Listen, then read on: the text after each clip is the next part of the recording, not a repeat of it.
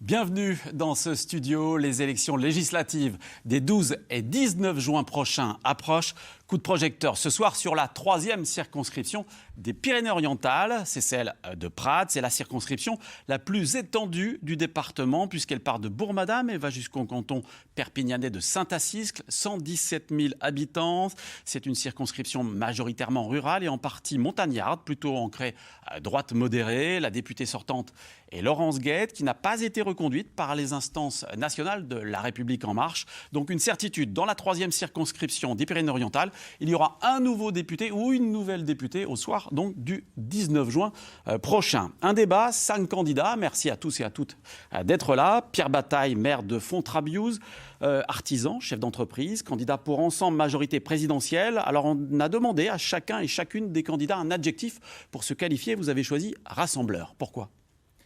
Rassembleur, c'est un adjectif qui me définit depuis mon plus jeune âge.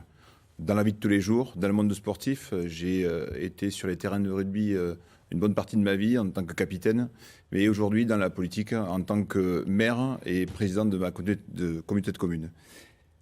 Être rassembleur, c'est avoir plusieurs qualités.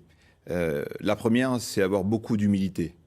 La seconde, c'est aimer les gens et savoir les écouter. Et enfin, je dirais la dernière, c'est éviter les clivages.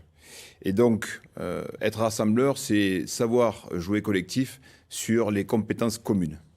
Question plus politique à présent. Alors, elle est pour vous, d'abord, Pierre Bataille. Il paraît que la majorité présidentielle est en grand danger dans cette circonscription. C'est votre avis ? Non. Non, je ne vois pas pourquoi. Aujourd'hui, la députée sortante a fait un bon travail à Paris à l'Assemblée nationale. Alors, pourquoi elle n'a pas été reconduite ? Je vous explique. Elle a fait un bon travail à l'Assemblée nationale à Paris puisqu'elle a été présente à 95% de son temps et elle a voté 100% des lois. Sauf que sur le territoire, elle a été un petit peu absente. C'est ce qui a valu que je puisse la remplacer à cette investiture. Donc, pour répondre à votre question, non, la majorité présidentielle n'est pas en danger sur cette circonscription. On va en arriver justement au cœur du débat avec ce thème que nous avons choisi, l'économie et les transports. Un thème qui s'impose dans la circonscription la plus étendue de France. Le ou la députée qui sera élue le 19 juin, c'est qu'il ou elle sera attendu sur la question des liaisons entre la ville-centre Perpignan et les vallées de la Tête, du Conflent ou encore les stations de sport d'hiver. Qu'attendent les habitants, Pierre Bataille, selon vous ? Alors, on va toujours reparler des vieux dossiers, mais c'est des dossiers qui sont toujours d'actualité. La RN 116 et la RN 20 ont bénéficié sur cette dernière mandature, sous le gouvernement Castex, que j'ai soutenu, d'un attrait particulier pour ce lien qui va de Perpignan jusqu'à notre montagne.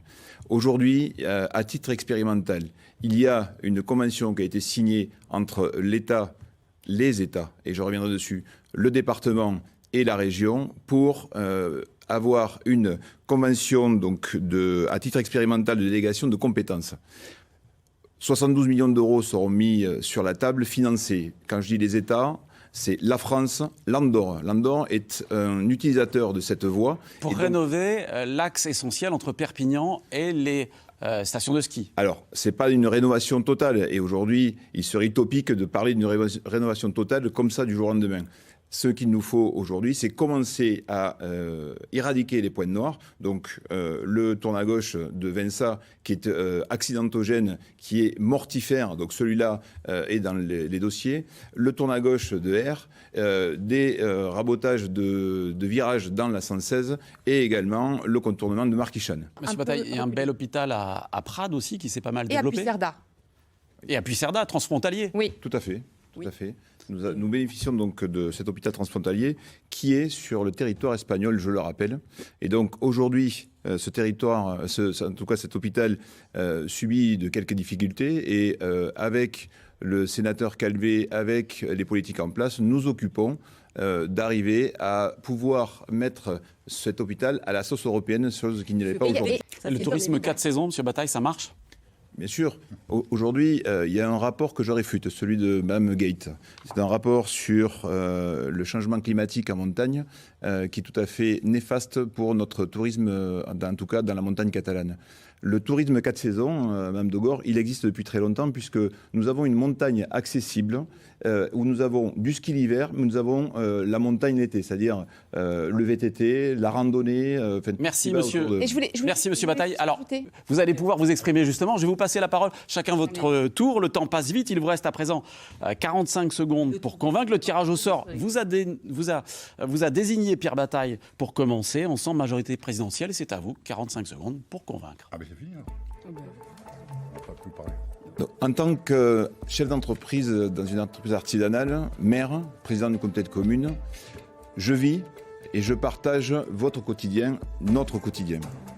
Je souhaite défendre les intérêts de notre montagne catalane, mais également du territoire de plaine catalan à Paris, afin de le rendre plus attractif, plus prospère et en étant toujours à l'écoute et au service de tous. Ensemble, nous porterons des projets pragmatiques et efficaces pour nos agriculteurs, nos entreprises, nos aînés, nos jeunes.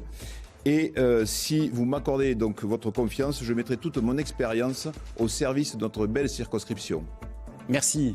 Toute l'actualité politique est à suivre, bien sûr, également sur le site internet de France 3, qui est la chaîne, vous le savez bien, des élections législatives. D'ailleurs, on se retrouvera, donc vous l'avez noté, les 12 et 19 juin prochains pour les deux grandes soirées à l'occasion des législatives. À bientôt.